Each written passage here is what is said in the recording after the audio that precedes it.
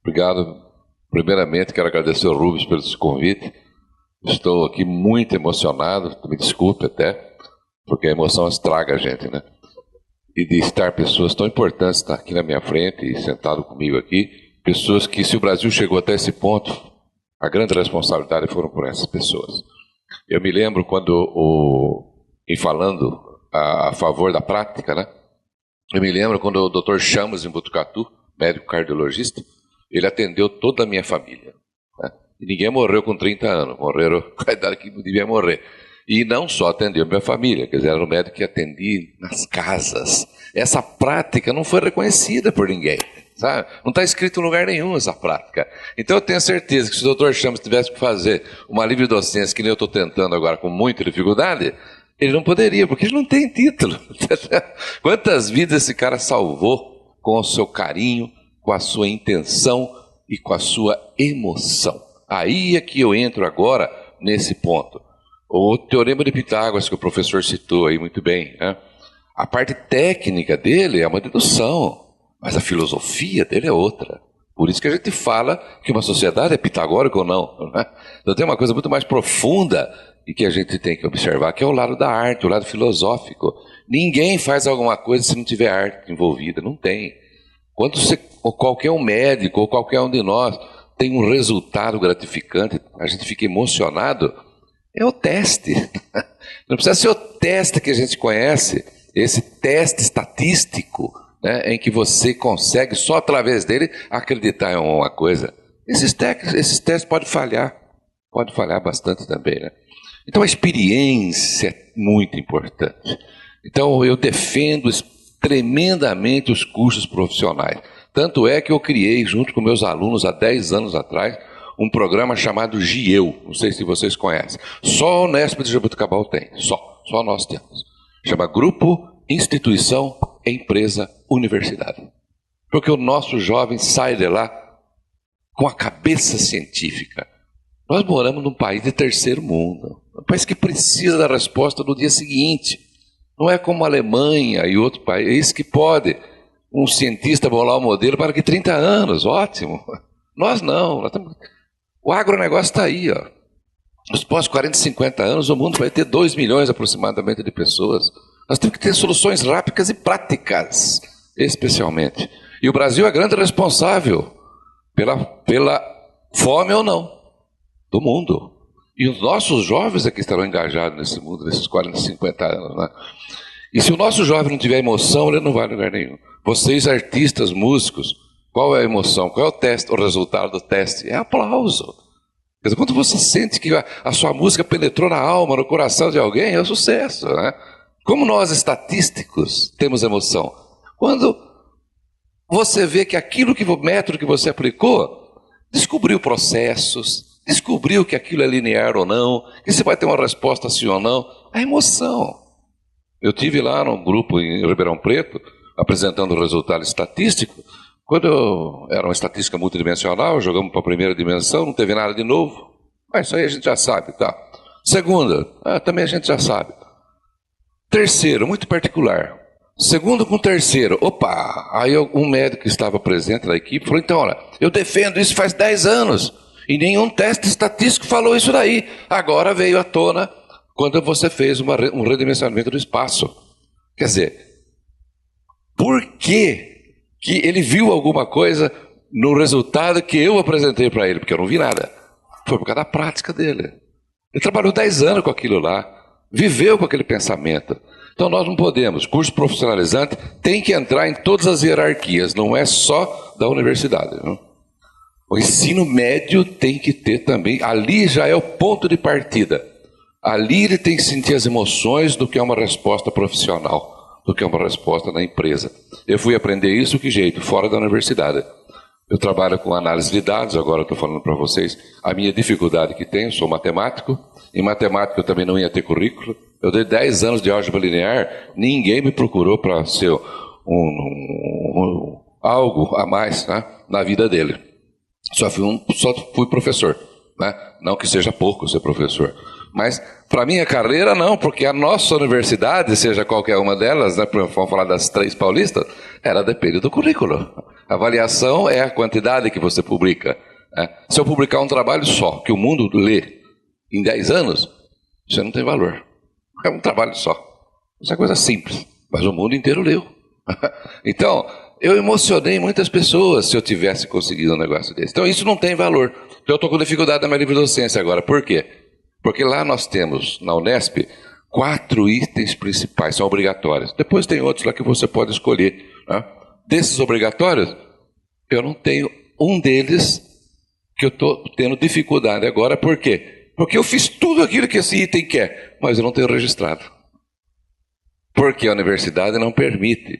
Eu trabalhei para Petrobras, em quase todas as unidades da Petrobras dando consultoria. Nenhuma vale lá dentro. Então, é difícil para nós, sabe? Não é só a área de artes, não é só a área de música. A analista de dados no Brasil também não tem o seu valor. Quando você vai numa empresa, ele te paga lá 3, 4, 10 horas por algum serviço que você prestou. Mas é serviço prestado, né? Então, precisa ter o reconhecimento que a análise de dados ela é uma área importante das universidades que precisa ser transformada em adulta, porque no momento ela não é.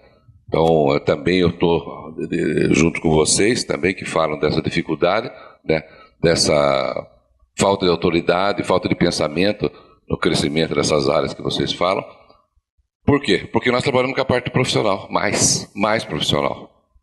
Eu sou no departamento de ciências exatas de Jaboticabal. Como é que eu vou criar um modelo matemático lá dentro? Não tem jeito. A estrutura não é para isso. Ela é para a prática mesmo. Ela é voltada para a prática. Né? A medicina de Ribeirão Preto, qual é a resposta que a medicina de Ribeirão Preto dá para a sociedade? É a parte prática, não é? A científica está lá nas revistas do mundo. Né? Isso não é reconhecido, infelizmente. Então a minha fala aqui é uma crítica, né, a essa falta de vamos dizer assim, de reconhecimento, né? De deixar isso aí mais adulto, né? Essas áreas nossas. Então, mas eu fico muito grato por ter vindo aqui, né? E escutar tudo que eu escutei de vocês, exatamente o que eu queria falar. Então eu aproveito a fala de vocês para dizer o seguinte: São Carlos, professor de engenharia, o senhor que São Carlos tem hoje esse sucesso no município dele por causa do quê? Porque tem 2 universidades, São Carlos, a Federal de São Carlos e tem a USP. Então, Ribeirão Preto, será que Ribeirão Preto chegou por causa do quê? Porque tem uma senhora de uma universidade e outras particulares lá também que estão com sucesso. Então, Jaboticabal, eu já ouvi falar isso. Se a Unesp fechar, a cidade para. Né? Então, nós temos uma resposta para a sociedade e essa é que tem que ser valorizada. Né? E que a gente, não sei aí, eu não quero culpar ninguém, mas precisamos de uma reforma no pensamento da importância das universidades. Né? E para isso nós temos que fazer cursos profissionalizantes, que eu estou totalmente de acordo. Né?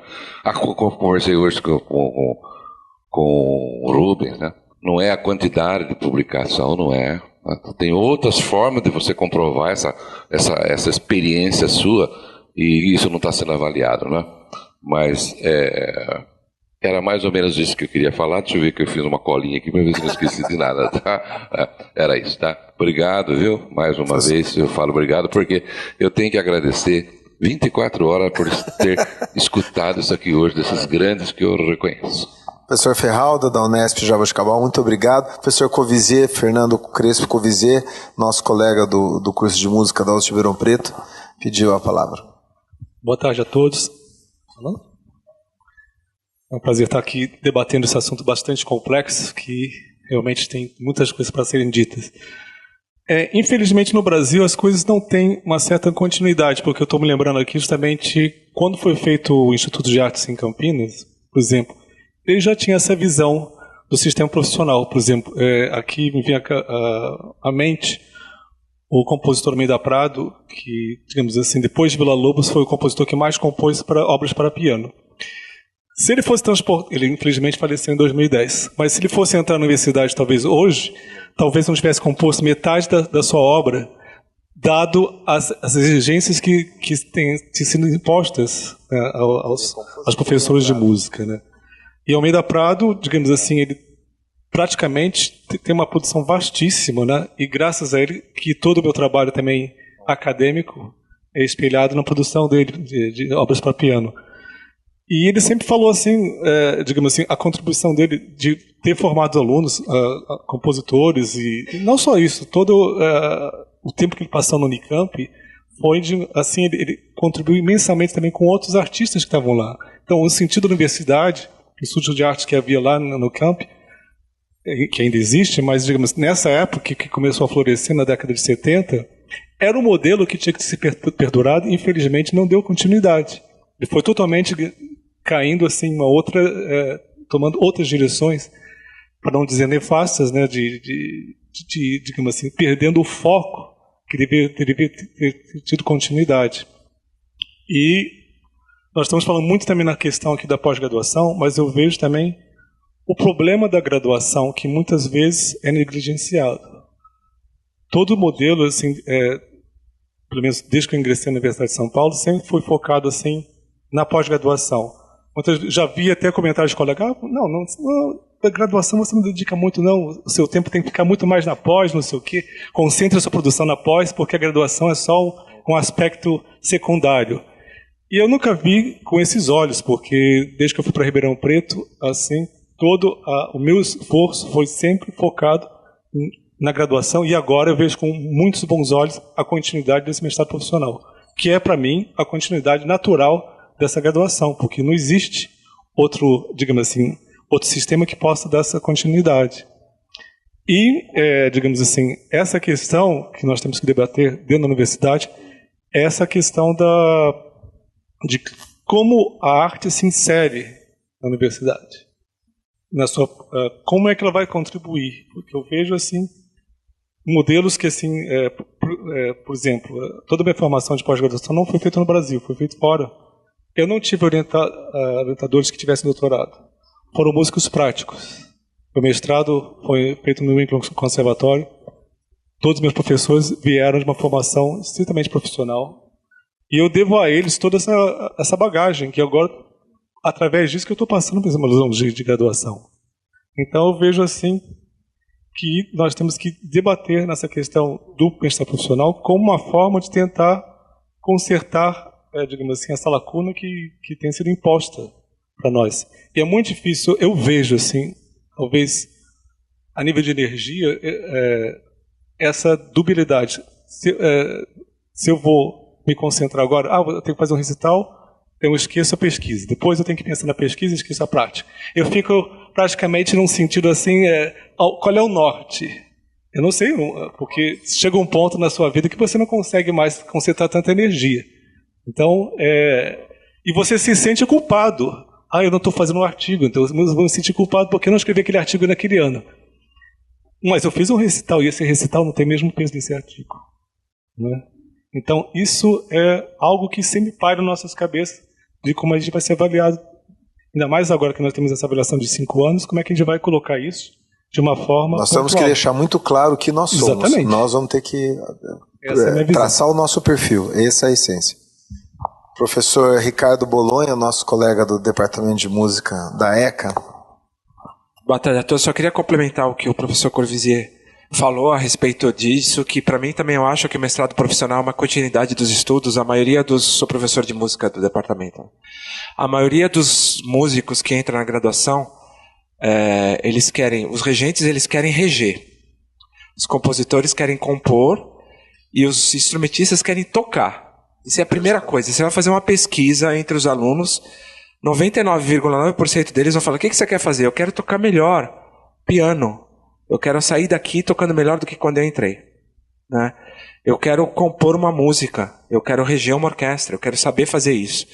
Então, eu acho que isso é para nós aqui, para mim principalmente, não, para todos aqui que são os intérpretes e os práticos da música, eu acho que isso é uma condição sine qua non, assim, é uma coisa tão óbvia. Às vezes a gente está discutindo o óbvio, eu sinto, né? Pelo menos na minha visão, né? E muita gente que não é musicista ou que não é artista pergunta, então, você vai tocar melhor, né? O aluno vai tocar melhor depois que terminar a universidade. Claro, é tão óbvio isso, quer dizer, é uma coisa tão prática, né? Absolutamente prática. Então, eu acho que, para mim, é uma coisa óbvia, natural e consequente. Quer dizer, as pessoas, os alunos que terminam a graduação, eles continuam o mestrado tocando, continuam o mestrado regendo, continuam o mestrado compondo, né? É claro que você precisa também escrever as coisas. Óbvio, você tem que passar por um processo de passar o seu conhecimento via tradição escrita, enfim, via pesquisa, via artigos. Mas o centro da pesquisa dessas pessoas é a prática. Quer dizer, eu faço isso há 30 anos. Os meus orientadores de mestrado que eu fiz na Suíça também eram músicos profissionais, não tinha doutorado e tudo mais, né? Quantos doutores eu conheço em música que eu não conheço nem o nome, nem sei quem são, assim. Mas o que ele fez? Ele toca onde? Compôs o quê? Rege que orquestra? Quer dizer, muitos doutores em música não fazem nada em relação à música, praticamente. Às vezes eles ficam elucubrando sobre teorias que não têm nenhum sentido na aplicação prática da música. Absolutamente nenhum sentido, assim. Então, eu só queria reforçar as palavras do professor de Ribeirão. Obrigado.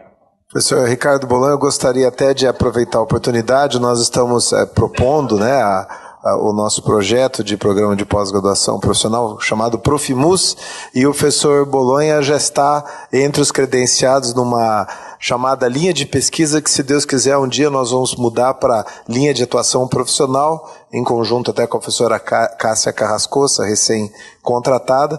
Então, um agradecimento público, seja muito bem-vindo, e que a nossa parceria nesse sentido seja fecunda. Aqui nós não vamos ter realmente mais nenhuma, digamos assim, obstáculo no sentido de saber o que a gente quer, exatamente esse discurso que você está colocando. Esse é o nosso foco. Nós temos também aqui professor Antônio Araújo, gostaria de falar. Só um minutinho, porque senão eu vou perder o fio assim, do que eles colocaram. Rapidamente. Isso que, né, os colegas colocaram, isso é tão claro. A gente tem, obviamente, lá na Escola de Música FRJ é a mesma coisa. Né? O já é diferente da Faculdade de Letras. A Faculdade de Letras não forma escritores, forma críticos literários e professores das diferentes modalidades, né, dentro das letras, não forma escritores, diferentemente da música. Então, no caso do mestrado profissional dentro, né, na música, faz todo sentido, né, nessa perspectiva. E lembrando, quando eu fiz o mestrado também, meus professores, eles foram sumariamente caçados, porque na época houve uma reviravolta na comissão de artes, né, e que, digamos, a área mais teórica assumiu. E aí, todos que tinham, digamos, um notório sabia que orientavam, vou citar 3, que era o Turíbio Santos, Noel Devos, o Heitor Alimonda, e não sei se o Celso Fotzenlogel. Nomes de notório saber, que tinham formação na Europa, tudo, um reconhecimento no mundo do trabalho. E, assim, de 23 horas e 59 na véspera para o dia seguinte, acabou. Não podem mais orientar. Porque não tinham a titulação. Embora tivessem um reconhecimento. Professor, e esse outro conceito importante que a gente discutiu muito, não falamos em mercado na questão da pós-graduação profissional, porque a universidade, por ter o espírito crítico, ela forma apesar do mercado e não para o mercado. Nós pensamos em mundo do trabalho, essa é a expressão, assim como linha de atuação profissional, esse tem sido nosso norte. Então, o professor Antônio Araújo, que é um grande artista da Universidade de São Paulo, um diretor de teatro do Departamento de Teatro da ECA, que também a presença muito nos engrandece. Muito obrigado pela presença. Eu queria agradecer a você, Rubens, pelo convite para estar aqui. Acho que está ouvindo aí todas essas falas. Acho que mais assim do que está abrindo possibilidades, para mim tem um sentido de talvez encontrar os pares, assim, quase como, né, questões aí, angústias que atravessam não só a área de arte, mas de outros campos, e onde, ao ouvir as pessoas, a gente se sente menos sozinho, né? Mas a verdade é que eu queria era um pouco ouvir mais aí do professor Aloysio e de você, Rubens, a partir aí de uma colocação que vocês fizeram, e eu não sei se a gente, na verdade, talvez a gente esteja falando a mesma coisa, mas eu queria ouvir mais de vocês dois sobre isso, que é justamente em relação a essa questão da pesquisa prática, né? Quando o professor Bulhões coloca a questão mas porque nós também fazemos pesquisa, existe uma pesquisa que está fundada na prática. Então, quando a gente passa horas ali numa sala de ensaio, né, trabalhando com ator, ou trabalhando ali na composição visual, plástica, arquitetônica, né, tentativa e erro, e você passa ali meses trabalhando, nós consideramos isso como uma pesquisa feita dentro da prática. Portanto, é uma pesquisa, sim, uma pesquisa prática. E aí, quando o professor Aloysio traz a questão do practice as research, né, ou seja, essa associação entre pesquisa e prática, né, eu não vejo isso como um movimento de querer se aproximar, né, querer validar aquilo que a gente faz, né, por essas áreas, digamos, mais nobres, tidas aí como mais nobres, mas por entender que isso que a gente faz também é pesquisa. Então, eu queria ouvir um pouco de vocês dois sobre isso. Tá. Eu até queria que nascesse uma proposta aqui. Eu tive com o professor Silvio, que é o nosso pró-reitor de pesquisa, por conta até de eu ter um NAP, né, junto com os colegas, junto com o professor Coviseu, o NAP-CIPEM, que é o Núcleo de Pesquisa em Ciências da Performance e Música, que é atrelado à pró-reitoria de pesquisa. E eu falei com ele, professor, vamos pensar dentro da sua pró-reitoria a pesquisa e ou arte como uma atividade,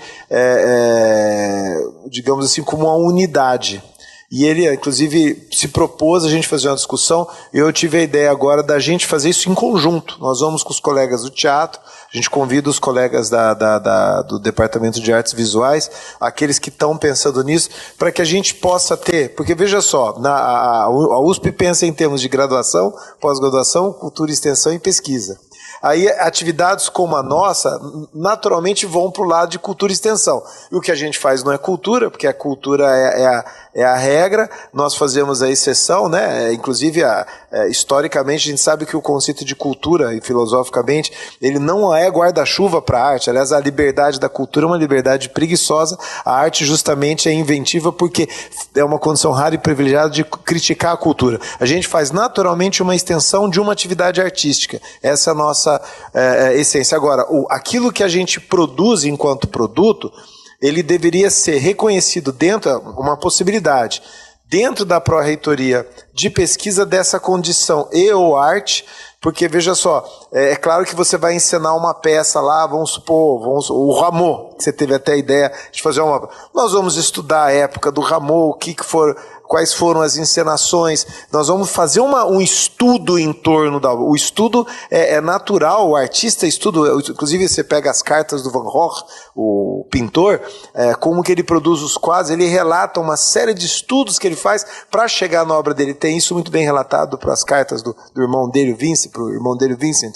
Então, agora, é uma pesquisa diferente dessa pesquisa de ciências da natureza, né? Então, se a gente ficar com a liberdade de fazer os nossos estudos artísticos para a produção da obra de arte, seja na poética, na invenção, ou seja na praxis, na performance, na interpretação, performance, nós vamos ter, digamos assim, um nível de dignidade e reconhecimento, ao mesmo tempo a nossa liberdade, para não acontecer que nem o professor Covisei, que fala, mas peraí, o que eu vou fazer? Eu vou fazer um recital ou eu vou publicar um artigo, né? E o tempo que você vai para o artigo, você deixa de estudar o piano, né? E o Liszt falava, né? Eu deixo de tocar piano um dia, eu sinto. Eu deixo de tocar piano 2 dias, a minha cozinheira sente. Eu deixo de tocar 3 dias, o público sente. Quer dizer, a cozinheira na frente do público. Então, nós não podemos perder essa mão. A mão enferruja. Compositor que é compositor bissexto não é compositor. Compositor é compositor do dia a dia. Não existe isso. Ele é bissexto, ele escreve de vez em quando. Não. Ele tem que ter essa dedicação do trabalho. Então, nós temos que, dentro da universidade, já que é a nossa instituição, a gente trabalhar como professor, o ensino em graduação, em pós-graduação, mas a nossa produção em si, intelectual, artística, tem que ter essa liberdade de ter o reconhecimento. Essa pesquisa é inerente ao trabalho, mas não é essa pesquisa. Então, digamos assim, como é na ciência da natureza. Então estejamos convidados aí todos, os colegas, para a gente, em vez de ser uma conversa só de um núcleo de pesquisa de arte com o pró-reitor, que a gente converse. Ele está muito interessado em assimilar, porque a nossa essência de fato está na pró-reitoria dele, aí a gente fica com uma solução de como a universidade valoriza as artes. Eu também, assim, eu gostaria de citar 2 casos que eu acho assim são bem emblemáticos. Primeiro, tem uma descrição, até nesse texto do Robin Nelson, quando ele fala num caso específico, o que seria? Ele diz que é mais fácil demonstrar através de exemplos, né, esses casos que ele estuda. Então, ele cita um que é bem ligado à música. A pesquisa de John Irving na música de Mozart, através de tocar um instrumento específico, o histórico clavicórdio Haas. Então, os insights sobre as características da música foram desenvolvidos a partir da sensação da ação deste instrumento, especificamente. Ela se manifesta na performance que evidencia a pesquisa, embora também tenha uma parte textual para descrever. Ele escrevia sobre essas sensações na música a partir daquele instrumento específico. Então, seria, digamos, um tipo daquela último caso, né, da pesquisa em artes, nas artes. E um outro caso, por exemplo, a gente tem também as questões específicas. Por exemplo, eu sei que tanto a USP quanto o FRJ, eles exigem um formato de dissertação como trabalho final, seja em profissionais ou acadêmicos. Então, por exemplo, aqui, esse CD, eu fiz com mais 3 alunos, né, a música para fagote de Francisco Mignone, enfim, a partir dos manuscritos originais, trabalho de edição, recuperação, ensaios, processo de gravação. Então, por exemplo, se você olhar numa perspectiva do objeto, a visão binocular acadêmica, por exemplo, uma das que participou da gravação, a Raquel, ela fez o mestrado acadêmico, está fazendo o doutorado acadêmico comigo. Então ela está fazendo todo esse trabalho em cima desses manuscritos. É um volume absurdo, né? Por que pareça, são 12 quartetos para fagotes e com materiais assim bem precários, apesar de terem assim 60 anos, 50 anos de idade, mas estão em más condições. E a gente começou a gravar. Fizemos recitais, concertos, ensaios no Rio, Belo Horizonte, João Pessoa, e ela está relatando essas experiências. Então, o que acontece? Seria um doutorado profissional? Não sei.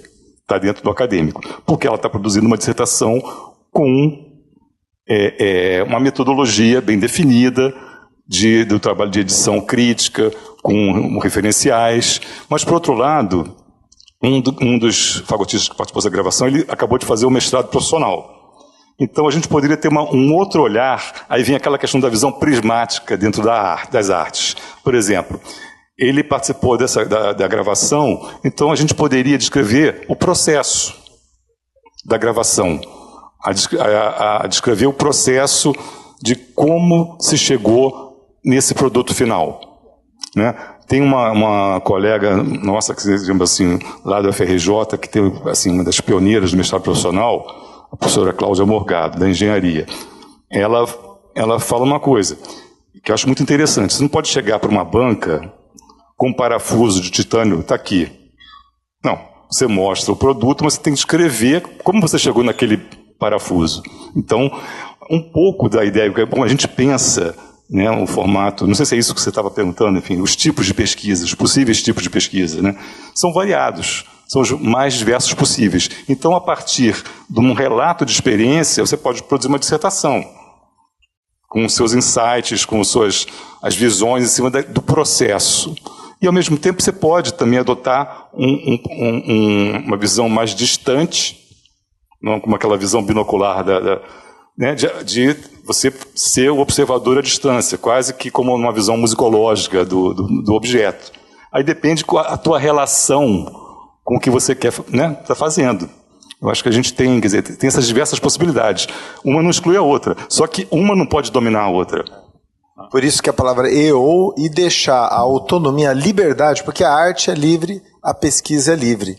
Então, nesse sentido, se o professor, o acadêmico, quiser direcionar para o produto artístico, sendo um professor de arte, ele tem a liberdade, o meu produto final é uma obra de arte. Então ele concentra o tempo dele nisso. É só para a gente caminhar para os finalmente, nós temos o professor João Nu, da matemática, que está aqui. Nós temos então o Lucas Galon também, quer fazer e o professor Paulo também queria falar sobre a questão da literatura, que ele é o nosso único profissional das letras aqui presente, então ele vai... Pega o microfone, por gentileza, senão não sai na televisão. Professor falou... Antônio Araújo. É porque eu acho assim que uma das peculiaridades, talvez não seja tão peculiar, mas de um trabalho que tem um produto artístico, como uma apresentação de uma peça ou de uma obra musical, enfim, que tenha um produto reconhecidamente acabado, ele pressupõe sempre 2 níveis de pesquisa. Né? É quase que uma questão obrigatória, mesmo no mestrado acadêmico, que seria a pesquisa em si para a produção da peça e a pesquisa depois da peça terminada sobre o processo de pesquisa. É quase tautológico. Esse é um problema que a gente enfrenta mesmo. Porque você faz a pesquisa para elaborar a peça. O compositor também faz a pesquisa de uma série de formas, né? E depois, se você quer fazer um trabalho, você tem que fazer um trabalho sobre o trabalho, né? Então, existem 2 níveis de pesquisa que, dentro do mestrado acadêmico, acaba sendo obrigatório para quem trabalha na performance ou na composição que pressupõe um produto. Talvez, no caso do mestrado profissional, isso poderia ser um pouquinho mais, digamos, orgânico, mais, enfim... Aí, eu não sei como pensar isso, mas seria não ter essa coisa tão estratificada, né? E com a crítica genética, é impossível você editando em Finale ou Sibelius, que nós editamos partituras hoje direto para o computador, não existe mais rascunho. Depois de 2.500 anos de histórias de manuscritos e muitos rascunhos, ninguém mais tem rascunho, porque o produto final é uma partitura só, num único arquivo, né? Agora, por exemplo, eu estou lembrando agora da peça que eu fiz com um poema do Fernando Pessoa. Eu li uns 8 artigos sobre o Fernando Pessoa. Fui ver os vários poemas, fui ver como que vários autores, né? E aí eu peguei até um pouco do estilo de época, vi o que se fazia. E aí o produto final foi só a minha partitura, mas o que está ali por trás se perdeu tudo. Se bem que eu não sei se é tão importante contar isso. E você mesmo poderia fazer um trabalho sobre o seu trabalho. Não, eu vou escrever outra música. Mas vamos lá. O professor... só passa primeiro para o Paulo Veiga, que é o nosso pós-doc. Ah, é? É que você está na mão, então. Professor João Abdunuga, nosso colega do Instituto de Matemática, como é que é o nome mesmo da unidade? Instituto de Matemática e Estatística. Isso, maravilha, aqui de São Paulo, que está desde o primeiro evento. Muito obrigado pela sua presença. Eu agradeço aqui. Eu sou engenheiro, na verdade, né? Trabalhei 2 anos em engenharia e vim para matemática, primeiramente em geometria, matemática pura. Aí depois eu resolvi fazer o doutorado em educação, em heurística. E aí fiz pós-doc em história, em filosofia, enfim. Fui mudando e trabalho com relação também entre a matemática e a música do ponto de vista histórico e epistemológico. E eu fico muito agradecido de ouvir essa mesa. Eu acho que uma coisa que me chama a atenção é que tem pessoas de uma geração anterior, né? Enfim, então eu percebo sempre um discurso assim, mais semântico, né? Então, e que assim, porque parece, né, que a sintaxe está ganhando da semântica, a sensação que eu tenho. Por exemplo, assim, num programa de graduação onde eu oriento aqui, aconteceu uma vez um caso de eu ter sugerido uma banca e aí a comissão falou que, pelo título do trabalho, teria que ter alguém de educação especial. Bom, fiquei pensando, né? O Príncipe de Maquiavel, pelo título de trabalho, seria então literatura infantil, né? Provavelmente. Então, coisas como essa, é claro, que dão muito trabalho, né? Porque você tem que ir atrás, lidar com aquilo, com essa mentalidade, então, assim, burocrática, né? Isso vai acabando causando assim, você tem que ficar sempre lidando com essas situações para ter uma certa liberdade da pesquisa. Quer dizer, eu fui mudando de área, e eu vou falar assim porque eu tenho que usar essa gramática, né? Porque, enfim, eu fui mudando de área à medida que eu pesquisava e me interessava. Então, eu me interessei pela matemática e eu vi que tinha elementos da música. Você comentou do logos, né, por exemplo. Quando você pesquisa elementos de Euclides, tem estruturas dos elementos de Euclides, assim, né? Das maneiras como ele compõe razões, que está diretamente ligado à maneira como você compõe intervalos musicais contíguos. Tem terminologia que ele usa que está diretamente ligado à música. A própria teoria pré-eudoxiana de razões, você pode pensar como uma generalização da teoria pitagórica para intervalos musicais, né? E aí você vai vendo que isso vai aparecendo em vários tratados, né? Por exemplo, aparece em Pedro Ciruelo, do século XVI, aparece em arquitetura, em Alberti, né? Que, assim, mais a questão da música, né? Que talvez por ter um certo status nesse contexto pitagórico, então eu vou meio que engordar com coisas da música, que assim eu agrego prestígio, né? Como eu estava falando. Enfim, aí foi daí eu ter tomado essa trajetória que acabou ligando com várias áreas. Como eu comentei outra vez, isso acaba gerando uma certa dificuldade, dado a árvore de conhecimento, enfim. Você acaba tendo que se subordinar, você tem que meio que driblar pensando na banca que vai julgar, enfim. Os alunos também têm essa preocupação, né? Ele comentou, por exemplo, que você tem que torcer a vocação, né? O professor comentou, para poder ter mais artigos. Também é comum, o aluno às vezes tem uma ideia, não, eu vou dividir em mais artigos, porque assim eu engordo mais o lápis. Produção, né? Salame. Enfim, então você fica, na verdade, claro, ninguém está livre, mas você fica muito assim, meio que obrigado a se conformar nesse esquema de avaliação, né? Isso é uma coisa que eu observo bastante. A questão do trabalho na área, eu achei que foi uma coisa importante também de colocar, porque, por exemplo, no contexto da criação da Universidade de São Paulo, né, olhando atas ali da Poli, porque a Poli teve uma certa resistência a essa integração, há várias discussões sobre isso, questão de autonomia, etc. Mas uma discussão que aconteceu na época foi a discussão de os cursos de cálculo da engenharia serem dados por engenheiros e não por matemáticos. Foi a época da criação da Universidade de São Paulo, Pontapier veio para o Brasil, né? Acabou que você vê, olhando as atas, tem várias discussões e acabou ganhando, digamos, uma matemática rigorosa, digamos assim, para dar para o curso de engenharia. E eu não sei se esse fenômeno acontece também, por exemplo, nas antigas universidades, institutos isolados, como a medicina, por exemplo, e o direito, se haviam cursos que eram dados por médicos que passaram a ser dados por profissionais de outras áreas sem a experiência naquela área. O que eu acho que contribui para essa coisa da perda da semântica, né? E para aceitar que você está vencendo, né? Então, porque assim, eu mesmo hoje, eu estou dando aula na atuária nesse semestre. Estou dando aula de cálculo. Eu discuto com os alunos um pouco, eles me dão uns toques assim, mas eu não tenho muita noção da prática profissional de um atuário. Então, assim, um engenheiro de seguro, tá bem. Mas e daí? Como estou dando lá curso de cálculo integral, então, como é que eu relaciono isso? Quer dizer, então, esse eu acho que é um problema que tem a ver, que eu acho que talvez antes era mais como se diz, mais integrado. Eu fiz engenharia no ITA. No ITA tinha muitos professores de matemática que eram engenheiros também, né? Então, inclusive, eu tive certos conceitos de matemática, primeiramente dados por engenheiros, e não por matemáticos, né? Mas, como eu comentei desse discurso mais vivo, né? A pessoa que tem atuação na área, naturalmente, ela tem um discurso mais vivo. A questão do mestrado profissional, eu acho que é um caminho, mas eu também acho que tem um problema da mentalidade. Eu já tive em várias bancas de seleção, e na hora que vai ver os projetos que entram, tem comentários do tipo assim, isso aqui não dá um acadêmico, dá um profissional. Não porque a natureza inerente do trabalho tem a ver com ser um mestrado profissional, mas por algum valor estranho que a pessoa resolve fazer uma graduação de que o acadêmico é superior, enfim, é como se fosse uma neonobreza, não sei como. E a pessoa acaba ficando assim. Então, você tem que ficar driblando isso. Enfim, então, esses são os pontos. Na verdade, eu concordo, estou agradecido de estar aqui, mas eu coloquei mais porque, ouvindo vocês e as coisas que ressoam com a minha prática e a dificuldade que tem, enfim, de ter que conviver com essa quase que uma formatação burocrática da inteligência, né, que acaba reduzindo a universidade a meio que um lugar de recrutamento para o trabalho, né, e via diploma, né, que acaba gerando esse problema de cair a ciclovia lá, né, sei lá, o cara do avião lá da Ucrânia, né, que caiu, né, sei lá, será que ele não se tocou que era uma área de conflito, enfim, ele estudou em escola, etc, né, mas ele resolveu seguir o formulário, né. Então, assim, mesma coisa médico também acontece, o cara vai e segue o protocolo. Eu, quando vou em médico, eu olho o número de CRM, geralmente, né? E aí, dependendo, enfim.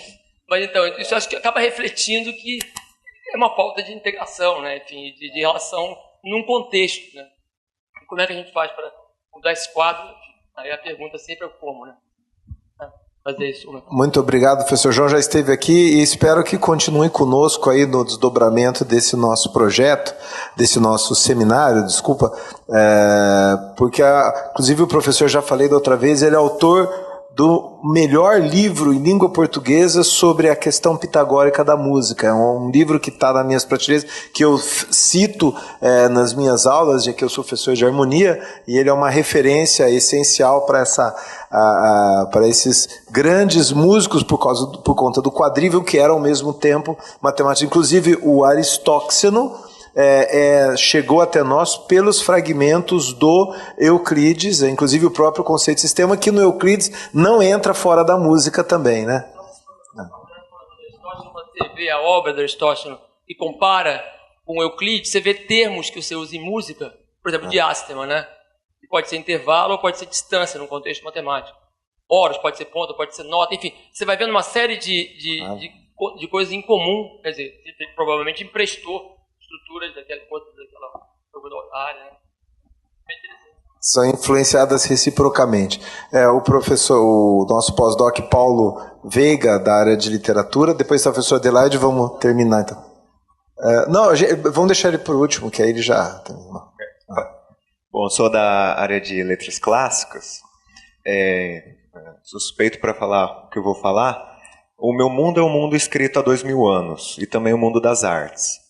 Então tem um diálogo absoluto. Às vezes eu sinto falta de diálogo, né? O curso de letras com teatro, música. Né? E mais especificamente a gente tem um problema, antes de tudo, um problema, até comentei no último encontro, muito sério, que é o problema da sobrevivência. Ainda estamos aí, né? Para depois se pensar. Então dificilmente um curso de medicina será extinto. Né? Ele pode ter um momento com grana mais curta, né? Mas dificilmente será extinto. Curso de grego, sânscrito já foi extinto, né? Então a gente está tentando sobreviver. Latim ainda se encapengando, permanece às vezes por discursos errados, né? O da erudição, que é um problema, mas está no nível da sobrevivência ainda. Porque é um curso, são cursos de licenciatura que vai contra o mercado. Nesse sentido, tudo que está relacionado ao mercado nos destrói, né? Assim como a arte. Porém, aí eu sou suspeito para falar, nos estudos clássicos que a gente tem a matriz de pensamento, né, atual. Então, meu mundo é um mundo escrito há 2000 anos, no caso romano, mas ele é atemporal, ele transcende isso, extremamente atual. O que eu queria dizer mais propriamente, essa relação que se faz entre discurso poético e discurso científico, como discurso poético-artístico inferior, ou discurso mítico também, né? Muitas vezes se vê o texto mítico como um texto inferior. Não sabe explicar tal coisa, então vai lá para o mito. Isso é uma grande de uma bobagem. E eu tenho vontade de dizer até o contrário. No discurso mítico, no discurso artístico, poético, reside o humano. Reside a totalidade do humano. E, brincadeira à parte, se tivéssemos um professor muito famoso chamado Aristóteles, ele seria do departamento de medicina, né? Ele seria do departamento de matemática, do departamento de física, do departamento de direito, do departamento de letras, e teria orientandos no departamento de música. Né? Então, aí reside a matriz de pensamento, numa das áreas que está para ser extinta. Né? E eu só quero mais um segundinho provar isso, provar que o discurso mítico, o discurso metafórico, digamos assim, o artístico, nele reside o conhecimento mais atemporal, mais profundo. Agora eu não me lembro quem falou isso, que o poeta e o filósofo são irmãos, se não a mesma pessoa. Né?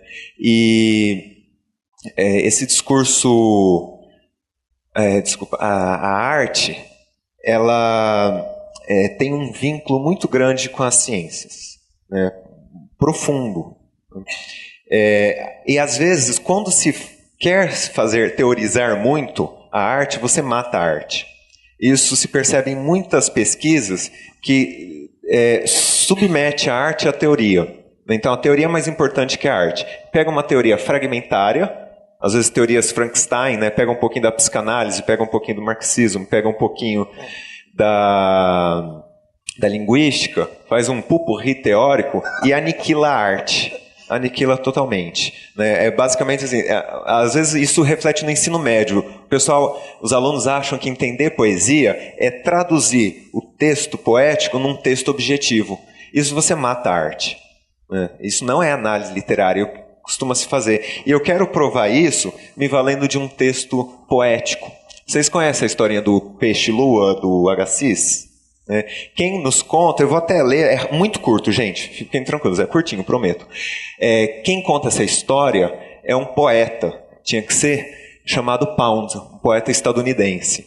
E ele diz assim, um estudante de pós-graduação, cingido com honrarias e diplomas, foi a Agassiz, um grande naturalista, para receber os últimos retoques e acabamentos.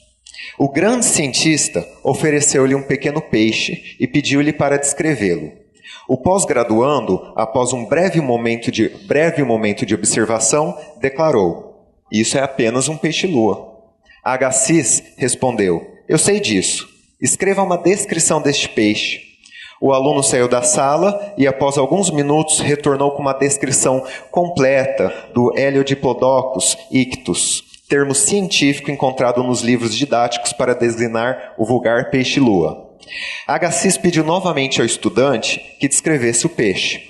O aluno saiu novamente da sala, desta vez demorou um pouco mais, mas retornou com um ensaio de 4 páginas produzido por ele mesmo.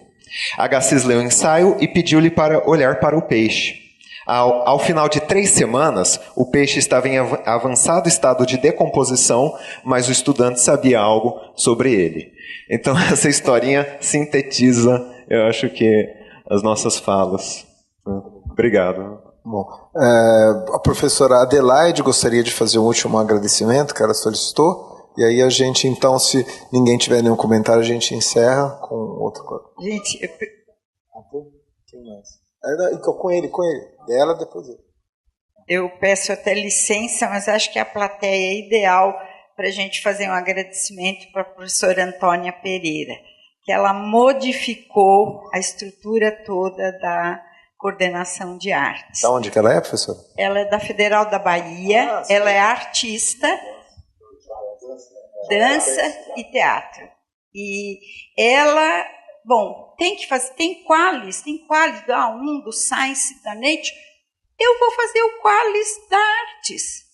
Trabalhou 4 anos junto com os coordenadores de área e gerou um qualis Artes. Quer dizer, a CAPES você tem essa chance de fazer, junto com o público representativo para aquela área de conhecimento, e ter algo de bom. E ela acaba de deixar, agora está um músico, né, da UFRJ, mas a coordenação da área de artes era um exemplo. O documento de área é um documento fantástico, porque ela sentiu o que os coordenadores queriam para a sua pós-graduação, né? E os profissionais são muito bem-vindos. E a outra coisa que eu estava falando com o maestro Rubens é que na área interdisciplinar já tem a linha de atuação profissional nos mestrados e doutorados profissionais, porque é isso que eles se propõem a fazer. Está no documento de área, né? Então, passar para nós. Muito obrigada. Então, se alguém mais gostaria de se manifestar, eu gostaria de convidar o professor Guilherme Ari Plonsky, que é o vice-diretor deste Instituto de Estudos Avançados, ele que é engenheiro matemático. Presença muito nos honra e obrigado por estar aqui conosco, dividindo aqui toda essa discussão. Eu que agradeço a escolha do IA para sediar essa reflexão e discussão, que a gente espera que seja uma discussão não só de alto nível como mas consequente, né, que ela leve a transformações, a contribua para transformações. Realmente, parabéns e sinto-me representado pelo Luiz, que estava na banca aí na frente o tempo todo. Um depoimento que ao mesmo tempo é justificativa, uma pergunta e depois uma nota de rodapé. O depoimento que é justificativo é o seguinte: eu cheguei tarde aqui porque eu estava justamente numa banca de mestrado profissional em empreendedorismo na FEA, de um orientado meu, e que é um executivo de uma multinacional e que tem uma proposta extremamente interessante, inovadora, de fazer uma articulação entre grande empresa, startup, programas, realmente, enfim, não quero entrar em detalhe, mas ele está desenvolvendo ainda, mas extremamente inovador. Mas ele, evidentemente, fez a proposta, escreveu quase que seria, então, no exame de qualificação agora, né? Quase que um artigo tecnológico, né? Se eu posso chamar assim. Mas a banca, os colegas da banca, corretamente, inclusive um deles é o coordenador do mestrado profissional, uma pessoa também muito aberta, mas em março nós tivemos aqui na USP um novo regimento da pós-graduação publicado, e esse regimento ele iguala as dissertações de mestrado acadêmico e profissional. E também, imagino que as teses de doutorado acadêmico e profissional. Ou seja, o produto necessário é exatamente o mesmo. E depois tivemos uma conversa, isso que eu queria trazer como depoimento, que é numa época que eu sempre, minha vida aqui é a vinda para o Luciano Galberto, né? Sou professor do 908, que é a FEA, do 1380, que é a produção, e também lá no final, né, eu fui dirigente do IPT por 5 anos, e na época em que a USP não queria mais mestrados profissionais, lá no IPT abriram-se 4 mestrados, e quando, enfim, foi lá o primeiro ano que eu estava lá, então convidei para a aula magna dos 4 mestrados o professor Jorge Guimarães, que à época era o presidente da CAPES. Os mestrados são à noite, as aulas, né? Porque as pessoas trabalham de dia, evidentemente, né? E então o Jorge falou: eu venho, mas com uma condição. Eu falei: não, passagem não se preocupe. Eu quero vir durante o dia e eu queria ver o pessoal trabalhando nos seus projetos de pesquisa, né?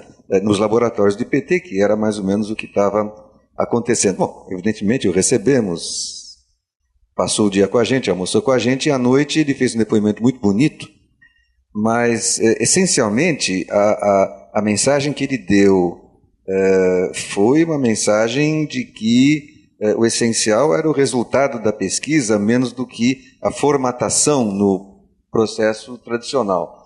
E a conclusão que a gente teve nessa discussão agora à tarde, depois do mestrado, né, é a de que, na verdade, aquilo que a professora Adelaide falou, evidentemente não devemos, digamos assim, jogar as questões na responsabilidade da CAPES, né? As nossas instituições, às vezes, são mais, vamos chamá-las assim, entre aspas, ortodoxas, né? Do que o próprio regulamento. Quer dizer, enfim, é isso que é o depoimento, na minha conclusão, que acho que reforça ou vai ao encontro daquilo que foi falado.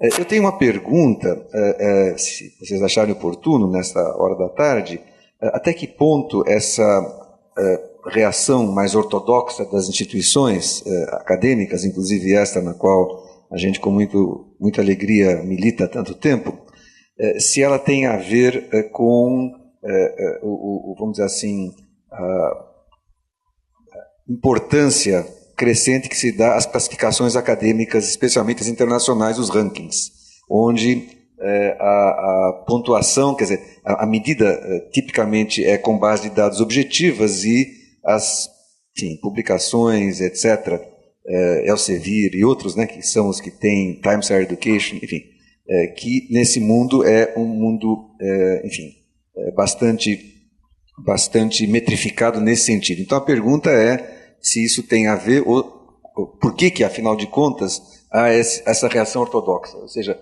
que a reação é ortodoxa mais do que digamos, a prescrição, né? Isso é claro. Agora, por quê? Minha hipótese é que os rankings têm uma coisa a ver com isso. E o depoimento curto é para o colega do IME. Eu, de fato, fiz o IME, mas, na verdade, eu fiz a Poli, o IME, né?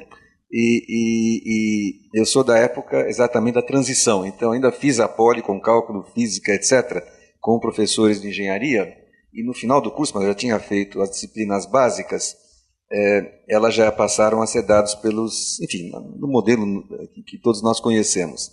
E eu sei que as turmas subsequentes, elas se queixavam de que vamos dizer assim, o primeiro e o segundo ano da poli eram, na verdade, o quarto e o quinto ano científicos, né? Que era a matéria da época. Então, houve essa queixa, e houve uma exceção, eu já era professor da produção, muitos anos depois, alguns anos depois, aliás, quando o professor Oswaldo Fadigas Fontes Torres, depois foi diretor da poli, ele disse que conseguiu fazer uma exceção com a disciplina de probabilidade estatística, com as disciplinas, porque ele temia que, se fosse dado, vamos dizer assim, pelo INE, eu tenho as duas casas poli e INE, então não estou me queixando, apenas relatando que o pessoal sairia aprendendo a teoria axiomática da probabilidade, mas não saberia, vamos dizer assim, fazer o uso pragmático, né, que a pessoa da engenharia teria que ter. E é isso, né? Então, no caso dessa disciplina, probabilidade estatística, na verdade, a produção dessa disciplina é para toda a poli. Então, ela é dada, teoricamente, deveria ser dada pela matemática, né, pelo INE, que tem toda a condição, evidentemente, mas acabou por uma questão quase que pessoal do antigo diretor da poli, ficando na poli desse jeito, vamos dizer assim, heterodoxo. Então, só uma nota de rodapé. Mas a pergunta os rankings são importantes ou não? Quando nós iniciamos aqui o debate, justamente eu lembrei o primeiro encontro. Nós tivemos o depoimento da professora Icleia Tizian, que é da área de ciência da formação da Unirio, que veio como convidada, e ela mostrou a necessidade urgente de atualização em termos críticos do que foi o Manifesto de Leiden, justamente que critica essa cientometria, né? Quer dizer, essa vontade de medir até o incomensurável, né? Então, houve uma unanimidade no primeiro debate, nós tivemos um tempo maior para essa discussão, e inclusive vários colegas chegaram a mencionar o problema até de rankings que são dirigidos por jornais particulares, com interesses inclusive comerciais. Então, digamos assim, concepção de universidade a partir de ranking, ela é extremamente perigosa. Inclusive, ouvi do professor Varran Gopian agora na terça-feira em Ribeirão Preto, segunda-feira, que ele estava lá inaugurando, dando posse a um diretor lá do campus em Ribeirão, e ele falou do ranking, estou falando do ranking, mas eu sei que existe uma crítica forte dentro da universidade do ranking, né? Então, inclusive, até digamos, uma notícia muito boa de que a reitoria está pensando criticamente que os caminhos da universidade não devam se atrelar exclusivamente a essa cientometria redutiva, por assim dizer, né? Então, quer dizer, o Manifesto de Leiden, inclusive eu perguntei para vários colegas, você já leu o Manifesto de Leiden? Eu mandei na minha unidade para a diretoria, para todos os presidentes de comissão, para que leiam, inclusive a tradução é nossa, que a tradução aqui é do CIB, né, aqui do lado, que é em português, inclusive ela está presente em todas as línguas. Quer dizer, seria uma primeira atualização. Como aqui se chama estudos avançados, nós já estamos além disso, né? Quer dizer, claro que nós não devemos construir o nosso conhecimento por conta dessa cientometria redutiva, porque a vida universitária é muito maior do que isso, né? Isso ficou claro, inclusive a crítica a esse produtivismo de paper se deu numa unanimidade de todos os presentes, foi uma crítica bastante contundente, e o passo seguinte aqui já é como valorizar, independente desses rankings, a atividade docente. A oportunidade que a reitoria está nos dando nesse novo processo de avaliação, que o departamento escreva, antes de mais nada, o que é importante, é essencial, porque aí a carreira acadêmica vai ser construída de baixo para cima, vislumbrando justamente as singularidades de cada setor. Então, esse caminho, eu acho que por isso que nós nos sentimos encorajados em fazer um projeto que nem esse, que sai muito dessa cientometria de ranking. Inclusive, o mais criticado foi o de Xangai. Eu me lembro que vários criticaram essa referência. Então, absolutamente confluente, porque talvez outros grupos do EA também estão caminhando na mesma direção, a universidade ela tem que ser crítica, ela tem que ser dinâmica, ela tem que privilegiar singularidades. Outra coisa que foi muito dito também, a produção intelectual artística nem sempre é voltada para temas internacionais. Às vezes você está resolvendo um problema regional, e o problema regional nem sempre tem uma repercussão internacional. Então, nós temos que contextualizar essa questão também do que é o internacional, do que é regional. Aliás, Brecht, o nosso colega do teatro, tem uma boa solução, né? Ele, em termos de arte, ele falava assim, todas as grandes obras de arte são obras nacionais, e as grandes obras nacionais acolhem em si inovações internacionais. Então a gente tem que pensar a internacionalização de um modo mais efetivo. Por exemplo, uma coisa absurda, eu vou estudar aqui o Oswald de Andrade, que é um autor brasileiro. Aí eu mando para uma revista estadunidense lá, que é importante na área de arte. Aí eles vão mandar a resposta assim, who is Oswald de Andrade? Eu não tenho como, porque, por exemplo, a Nature Science, as revistas da ciência da natureza, dialogam com objetos que estão homologando aí no estudo da natureza. Agora, quando a gente vai trabalhar de arte, e você tem, às vezes, valores regionais muito importantes, como é o caso do Oswald de Andrade, eu não consigo publicar numa revista internacional. Então, quer dizer, é um absurdo, não faz o menor sentido a referência das publicações indexadas das ciências da natureza impostas aos estudos culturais, que muitas vezes são necessariamente regionais, e mesmo a produção artística, ainda mais quando a produção artística sequer é o paper. E em termos de produção intelectual ainda, nós temos o detalhe que nós temos aí 2.000, sei lá, quase 3.000 anos de história de textos manuscritos, desde o Gutenberg, né, em livros, né? Então o tamanho do paper, por exemplo, para uma crítica filosófica ou para um estudo mesmo que é da área de arte, é totalmente insuficiente. Inclusive nós achamos aqui o formato até na coleção USP de música que a gente propôs em verão, de fazer, cada autor escreve um livro com uma produção artística atrelada, uma gravação que sai totalmente fora dessa métrica e desses índices de revistas que são importantes, talvez, nas ciências da natureza. Com certeza, inclusive o Jorge está falando, como é que chama o fator H, que se tem, tudo. Mas, nas outras áreas, não é que seja certo ou errado, não faz sentido, porque os processos do conhecimento se dão de modo muito distinto. Não, agradeço. Eu evidentemente concordo aí com os cuidados, né? Na verdade, para fazer o full disclaimer, o ranking da Folha, o RUF, criou um conselho consultivo e enfim, fizeram o equívoco de pedir também para participar, e a gente tem feito diversas críticas aí. Mas na Quasi Leiden, a gente conhece bem o Robert Thyssen, eles têm um conceito bastante até interessante, que é o multi-ranking, né, onde cada universidade, a partir de uma base de dados, estabelece as ponderações de acordo com o seu jeito, e na verdade a USP faz parte de um grupo internacional que está procurando olhar como é que a gente consegue valorizar nos rankings que existem, que são dados da realidade, a questão da extensão, empreendedorismo e outras coisas que não entram na medida. Então, não, eu estou contigo, mas a pergunta era uma pergunta mais de natureza cultural, porque seja como for, sai esse negócio e a USP ou Unicamp, ou quem quer que seja, passou de lugar Y para o Z.